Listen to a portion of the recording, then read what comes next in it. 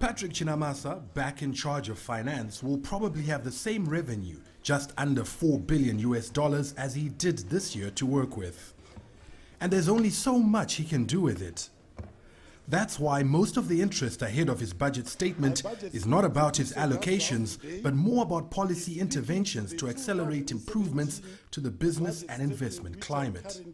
We are expecting the minister to announce reforms around sustaining those doing business reforms and also even institutional reforms with respect to our parastatals and state enterprises so that they can begin to play a more catalytic role towards sustaining development in this era that we are in.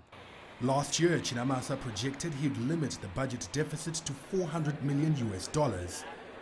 He's overshot that by 4 times. It's now expected to breach $1.8 billion. With Zimbabweans due to go to the polls in 2018, there is a tendency to spend more ahead of an election, and that could make Patrick Chinamasa's efforts to rein in that ever-widening deficit more difficult. I think fiscal consolidation and substantive reforms can't be done at least before the election. I think those kind of reforms probably will be done feasibly after the election, because in an election year, fiscal expenditures tend to increase, so there's likely to be a lot of pressures on the fiscal expenditure side, which will make it difficult to reduce the budget deficit.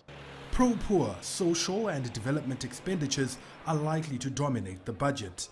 Chinamasa is also expected to come up with measures to improve revenue collection, plug illicit financial outflows, and encourage electronic payments in the face of a long-running currency crisis. Farai Mwakutuya, CGTN, Harare, Zimbabwe.